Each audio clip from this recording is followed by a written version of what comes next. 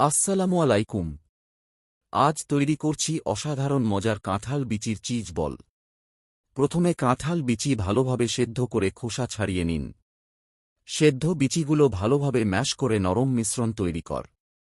এবার যোগ করুন কুচি করা পেঁয়াজ, ধনেপাতা, কাঁচামরিচ, লবণ ও গোলমরিচ।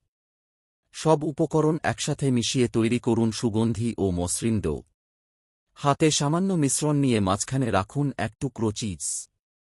চারপাশ থেকে বন্ধ করে গোল বলের আকার দিন। সব বল তৈরি হয়ে গেলে ব্রেডক্রাম্বে গড়িয়ে নিন, এতে হবে বাড়তি ক্রাঞ্চি। গরম তেলে মাঝারি আঁচে ভাজুন সোনালি বাদামি হওয়া পর্যন্ত।